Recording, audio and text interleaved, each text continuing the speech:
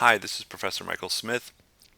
With clear icons completed, we can now move on to after clearing our icon space, we can, using the clear icons function, we can now move to adding our I elements stored in our data structure. We're going to learn a new method called append child.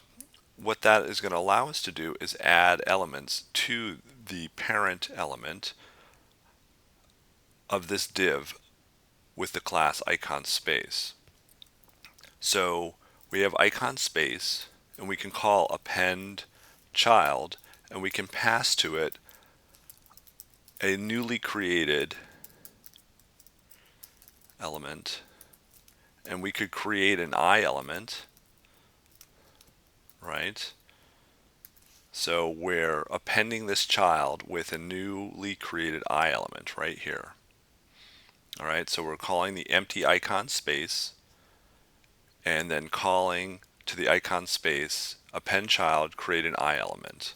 And if we can see, there's that I element is returned and it's showing up when selected as a zero in the center of the page, because that's our CSS is telling it to put it there. But you can see it's just an empty I element. So you can imagine if we call our build icon function, which creates an I element with all of the values attached to it, then that's going to allow us to build the icon and add it to the DOM at the same time. So if we call build icon with one of our values of our one of our data structures, we could call icon space dot append child and then build an icon, and you can see it's added. So it's added this I element. And then if we call it with our, say, scene 2 icons, and we'll use the second value, bracket 1, and you can see it's added. And then I could add the next one in that data structure, that array of objects, and then finally the last one. And so we have this way of adding all of our icons one at a time using icon space append child and passing the value of our build icon function, which returns an I element. So we're going to do this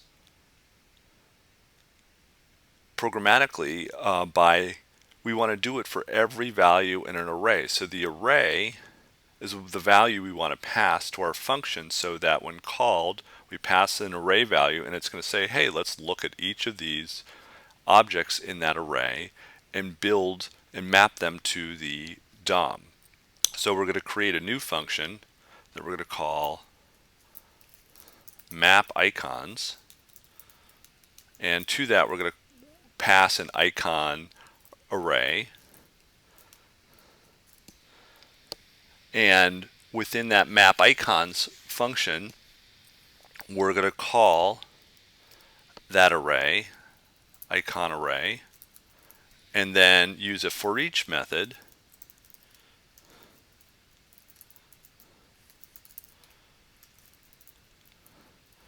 and for each icon object in the array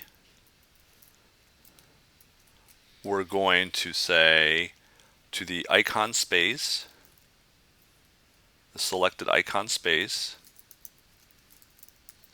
an append a child, and we're going to say which one. Using the build icon function will pass that icon object in the array. And so we're taking an array, and then for each value in the array, which is an icon object, we're calling our build icon function for each object and appending it to the icon space. So now we should be able to clear icons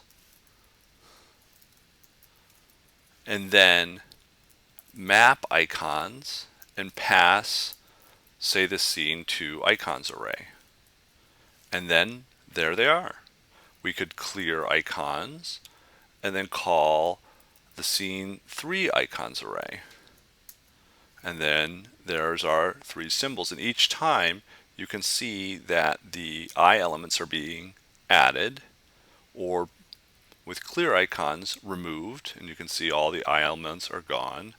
And then we can add them again with this time scene 2 icons, and now you can see all the elements are inside the icons div. And that's going to be our repeatable pattern.